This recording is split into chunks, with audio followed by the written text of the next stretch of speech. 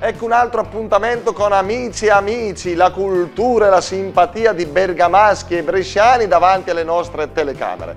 Allora, oggi vi mostriamo come sempre due foto. Nella foto in alto vedete la Franciacorta, terra bresciana famosa per i suoi vini. Sotto invece c'è la Presolana, il massiccio bergamasco che è davvero paradiso di scalatori e di escursionisti. Allora, iniziamo, sigla.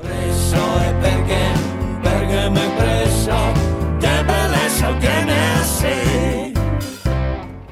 Apriamo quest'ultima puntata sempre qui in Piazza Vecchia a Bergamo in compagnia di due bergamaschi. Samuele, piacere. Bergamasco, vero? Sì, giuro. Beh, benissimo. Samuele e Paolo. Da cosa si capisce che siete bergamaschi? Cognome, Gamba? No? Non lo so. Che fate qua a spasso? Che succede qui? Niente, una passeggiatina pomeridiana, giusto qua per il centro di Città Alta, per vedere un pochino. È sempre VIP la cosa qui, eh. Sentite Samu e Paolo, di che vogliamo parlare? Brescia-Bergamo, Bergamo-Brescia. Tirate fuori voi un argomento. Del tipo, cioè capiti? Meglio Cason sei, no. al mangiare. Di Cason sei. No, io pensavo invece al gentil sesso. Meglio a Bergamo o meglio a Brescia? Grande quesito. Brescia non la frequentiamo molto, ma sotto certi punti di vista bisogna dire che qua a Bergamo probabilmente vi riusciamo ancora a battere. Paesaggi, panorami, meglio Brescia o meglio Bergamo? Beh, difficile a dirsi. Secondo me, però noi siamo di parte. Non vale. Siete qua della città? No, però a Bergamo ci teniamo, veniamo via adesso dai colli e quindi lì tanta roba. Calcio, calcio. Calcio non È stato bello, ragazzi, ci spiace, ragazzi. Non vi offendete, però. Arte, cultura, monumenti?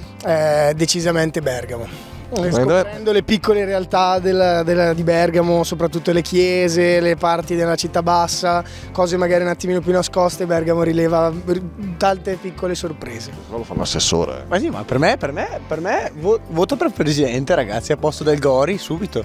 Anzi, ma che uomo che come amici di cultura. Però dai, spezziamo una lancia anche a favore di Brescia, il castello mi piace. Il castello?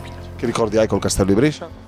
Niente, c'erano i mattoni, bello, caratteristico. Le torri, i merletti. Caratteristico. Vabbè, sentite ragazzi, chiudiamo questo ciclo di puntate intanto con questa immagine della provincia di Brescia. Riuscireste a capire un po' di che zona stiamo parlando? Non è un comune, è proprio una zona, un territorio. Corta. Bravo. Ma ragazzi, basta, ho vinto.